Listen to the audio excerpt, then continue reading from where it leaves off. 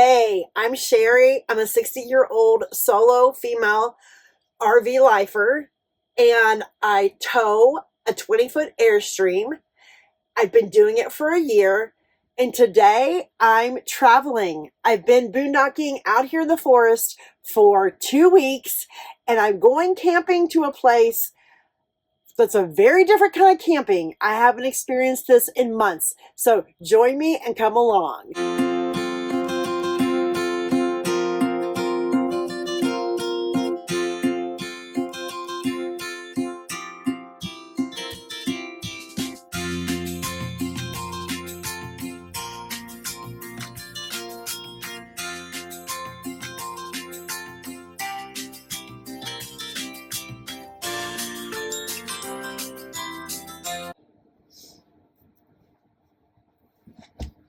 Travel day. I'm traveling to my next location. I haven't traveled in 2 weeks. And I gotta really psych myself up for this because I need coffee. Yeah. I mean, when you go like for any length of time without traveling, you kind of get like comfortable, you know? So I gotta psych myself up. Not saying I get comfortable to the point where I don't want to travel anymore. I just have to get myself psyched up for it. But then once I get out on the road and turn on my Apple Music and get some rock and roll tunes going, I feel very empowered. Now, I'm only going an hour down the road, but the funny thing is, I'm going to an RV resort. I have not been in an RV resort in over 4 months, maybe. Wow. So it's going to be nice. It has a swimming pool and a hot tub and a big, huge clubhouse. And I will be the first person to run to that clubhouse and find a big, comfy sofa and sit on it and read and work or whatever. Get my e-bike out, ride around the place, meet people everywhere. That's what I do. But yeah, it won't be in nature. But this place is a pretty nice place. It's cold out there this morning. Yeah, it's in the mid-30s, which is cold to me. I'm going to miss this view. I really am going to miss this view. I'm going to miss this place. I mean, I've seen a bobcat here. I've seen a javelina here. I had a friend come camp with me for a few days. And then I saw that skeleton. Oh, and I saw a bluebird, a western bluebird yesterday. I'll show that to you. That'll be in shorts. But yeah, it's just been, I've parked in 2 different locations in this area. 2 totally different locations. One tucked away in the trees, and then this is more out in the open. So my solar panels can do their thing. It's very windy today. Hopefully the wind settles down. I don't like towing in high wind. I have anti-sway bars, but still, I'd rather not. Coffee is brewing in my French press, and I cannot wait. Does anybody else live for coffee in the morning? I wake up and I get excited just thinking about it. It's just one of the most special moments, my quiet time in the morning with my 2 cups of coffee, cuddled underneath some blankets, use my EcoFlow power station to run it. There's just like, I don't know, there's something so empowering about being off grid and being completely self-contained. And you're like, what is self-contained? Self-contained is when I'm not hooked up to anything. I haven't been hooked up to anything in 3 months. or more than 3 months. Oh, yeah, we're into April now. Right. What am I thinking? Let's see. End of December, January, February, March. Yeah. Over 3 months. The water is done. I don't have a fancy coffee grinder like, you do by hand. I've got this electric one, but it works. It works. It's actually easier. How much do I put in my French press? It varies every single day. Today, I want it really strong, so I'm going to put a little bit of extra in there. But yeah, self-contained is when you are not hooked up to anything. I mean, everything runs because you and your rig are making it run. There's no outside power thing going on, which I think is really cool. And, the solar panels help charge up my EcoFlow large power station. And then my Airstream, I have a 12 volt. It will charge up my power stations. And my power stations, they run everything. My refrigerator's 12 volts. It runs on the Airstream and the solar panels and the lithium batteries. My lights, they run. But I don't have an inverter. I'm getting an inverter though, and I'm going to get it hooked up. It's just the coolest thing, It's just the coolest thing to be out in the middle of the forest, in the mountains, and knowing that you're not hooked up to anything. But it does make you very, very dependent on your solar panels. Or if you have a generator. I don't have a generator, a gas power generator. I have my EcoFlow power station / generator, but that's all solar. It charges with solar. So, or I can plug it in somewhere, also. When is this coffee ever going to be done? I need my coffee. I'm talking way too much before coffee. Coffee is ready. Oh, I'm so excited. It smells so good. So you guys take your coffee black or with cream? I have to have a little bit of cream, heavy cream, because I just can't do black. I've tried. I'm excited about this. Oh gosh, so good. Second cup of coffee. Okay, so I have to really ground myself as part of psyching up for towing. I don't usually get up early and start towing. A lot of people do that. I don't do that. I get up, I relax, I melt into the day. I'm not a morning person, okay? I've had 1 cup of coffee, so I'm waking up. But I will usually roll out probably, I don't know, between 10 and noon. The place I'm going, I can't check in till noon, so why rush? It's still very early. It's before 8 o'clock. But yeah, I take my time. I don't have a lot to do because I did a little bit of prep yesterday. Basically, I just have to gather everything up, make sure it's secure in the Airstream, bring my e-bike in. I bring it in here and bungee cord it in so it doesn't roll around all over the place. And then I got to finish hitching up. And basically that's it. It doesn't even take me half an hour what I have to do. I usually never travel on a Saturday, and it's a Saturday, but it's not a really crazy busy highway. I don't like busy highways, interstates, not at all. But yeah. And then this. I've had a few people ask me across social media platforms, what is this little pouch thing you're drinking all the time? This is my second one, okay? Because this is my antioxidant, all natural, a drink, Ningxia Red. It helps give me extra energy. It's all natural. Today, it's a 2-day Ningxia Red drink, okay? Ningxia Red, because I need that. And it's like getting all the minerals and the vitamins in a little pouch. I take it along with my supplements. I'll make myself some breakfast in a little bit. I've had my 2 cups of coffee, and now I'm all dressed. And now I got to wash off a little bit and pack this place up.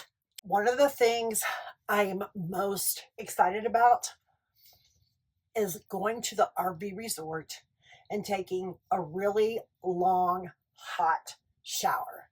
using all the hot water. Yeah, because I haven't had a shower in over a week. The last shower was at a Planet Fitness. I went with a friend. They got me in as a visitor, and it was nice, but that's been over a week. I wash off, I get soap and water, but on a day like today, the wipe is going to have to do.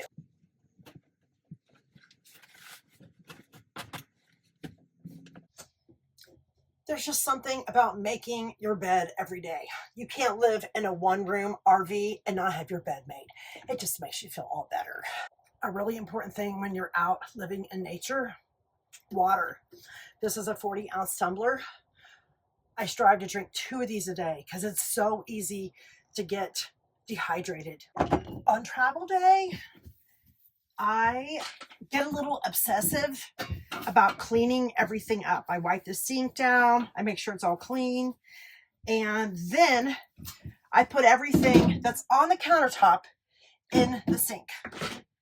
Lotion, gotta put some of that on. Need my vitamins for the day, Super B. And yeah, I put everything in here and leave it be. Got my sunglasses and need those. And there really isn't a lot. I keep it super simple when I'm boondocking. One really important thing is to turn off the water. Done. And the reason is you turn the water off. So when you're going down a bumpy road, this could accidentally come on. Next thing you know, the RV is being filled with water. Now, my tank is almost empty, so there wouldn't be a lot of water that would come out of here, but it's just a practice that I have, and I've heard horror stories of people who've left them on. This has gotten bumped up, and water is just like all over the place. We don't do that over here. I ran out of deodorant, but I have rubbing alcohol. And I learned this from another van lifer. I don't really like it, but it's better than nothing when you don't have anything. So yeah, a little bit of alcohol on your, I mean, you figure you clean, you know, boo-boos with it. Why not clean your freaking armpits with it till you get some deodorant? Something else I do is I close up all the shades, okay? I was told to do that, so that's what we do. It's a super simple step. It only takes less than a minute, a few seconds. Oh, and the wind chime comes down. Anything that's hanging and loose comes down. I don't do a lot of decorations, but this wind chime came from a friend after my mom passed away. So it's kind of like I got my mom with me, my friend. And this was given to me on my 60th birthday by a friend that I met in Washington State. These come down, they're special. This little latch right here, lock it so the refrigerator door doesn't come flying open. Oh, and the fan, that gets closed too. Some people don't close their fans. I do. Okay, so I think we're all set for travel.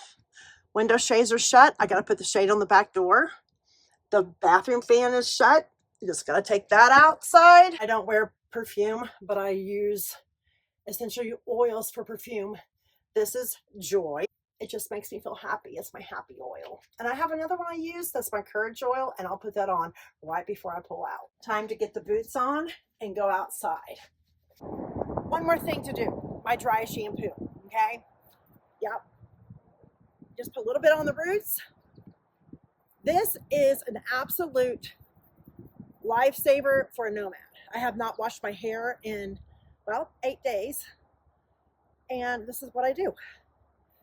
My hair doesn't feel greasy. I do this to the roots almost every day after like the first 2 or 3 days I've shampooed it. And I comb it. I'm not gonna comb it too much because when I get there, I'm taking a shower and I'm gonna wash my hair. Yeah. Thank you, Hair Dance, for making my hair clean.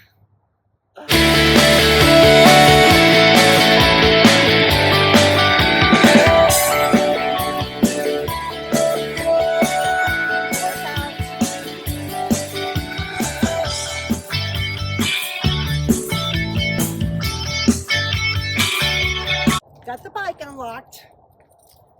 Gotta I keep the keys on me because if I don't, I'll set them down somewhere and I'll forget where I set them down. So yeah, that's really important. I can be very forgetful. Now, my least favorite part is putting the bike in. I lay a tarp down. My Airstream is also a toy hauler. Yeah. I put this down. I love it. And I can go off-roading with it, but it weighs like 70 pounds. Yeah, I put 70 pounds in the Airstream. It will build muscles. We're going to speed this part up because if we don't, you could be watching for a while.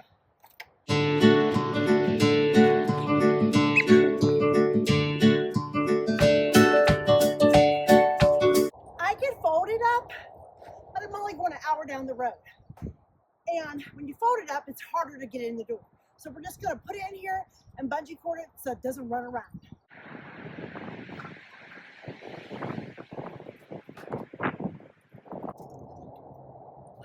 It's in. One last sip of coffee. I'm ready. Now it is safe to lock it up, okay? Everything's been done, everything's latched down, everything's turned off. I'm ready to hitch up.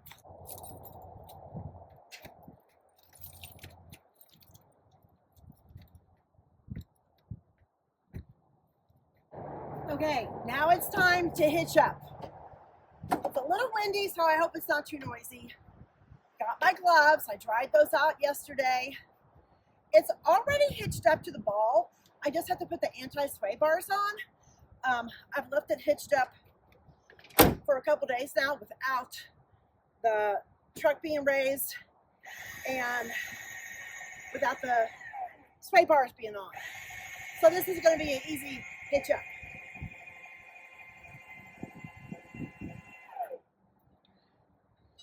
I'm raising the RV.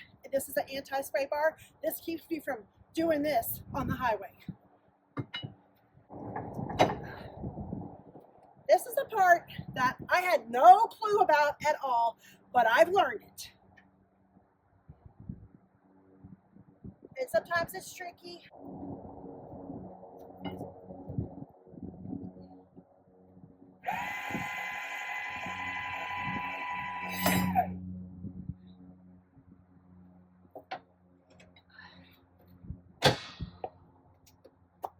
These little clips go on to keep it in place.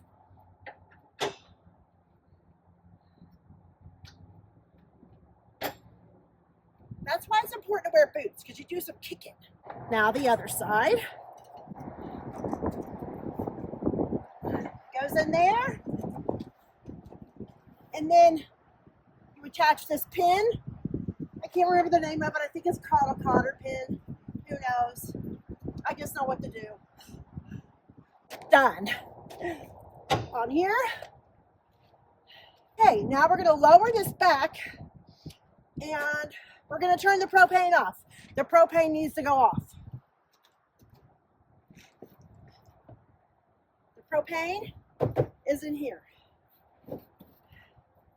So I make sure this is turned off when I'm traveling. You don't want to be going down the road with propane on. I don't.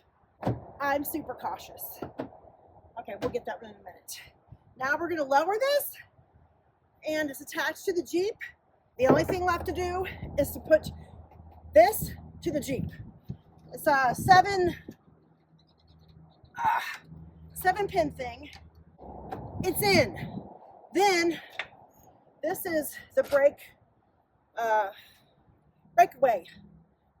cord, breakaway switch. I can't remember the name of it. This gets attached to the Jeep also. The chains are already on. I've left those on while I've been boondocking. And I don't usually say hitch, but like I said, I haven't been anywhere for 5 days. So this goes on here.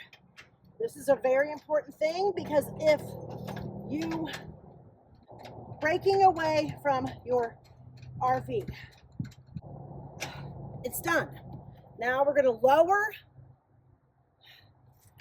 We're going to lower it. And we're going to take this brick out here. And then we'll be all hitched up, okay? See this right here?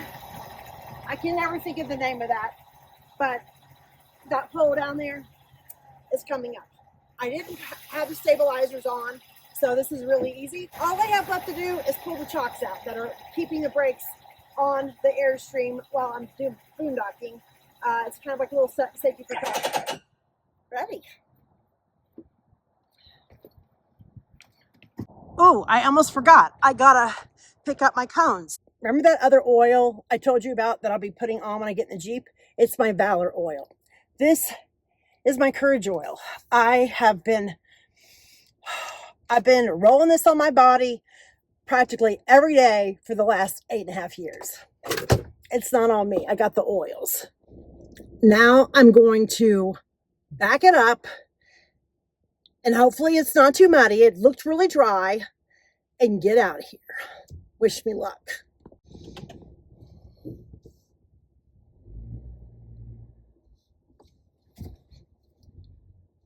Got to watch it because there's a big bonfire pit back there. We don't want to hit that.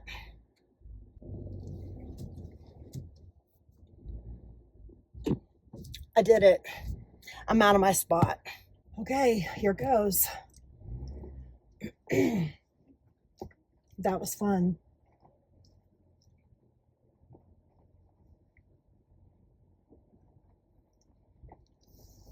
I just want to get off this road right here, the one that led to my campsite, because as you can tell, there's some pretty deep ruts, but I already walked out and tested it. It's very dry, but there's puddles on this main road. I've seen some guys flying through and going through the puddles, so I'll take it very careful. It looks pretty dry though. So we're not going through that massive puddle on the right-hand side. We're not doing that, okay? I get stuck in a heartbeat there. That's not happening. And I don't have that far till I get to the highway. Oh, look at this over here to the right. Nope, we're not doing that. Yeah, we're just going to stay in the left lane, and anybody who's coming, they're going to have to freaking move out of the way because I'm coming through. I made it out of there. We did it. I don't have that far to go. I only have like 45 minutes to go.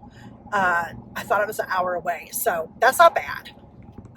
Yeah, we got this. It's actually very kind of nerve-wracking when you have been in the woods, you've been feral, and you haven't driven, or towed, I should say. It feels weird. It feels weird to come out of the woods into civilization. I know it's really hard for people to relate to if they've never done this before, but yeah, it's weird. Can you just look where I'm camping at? Is this insane or what?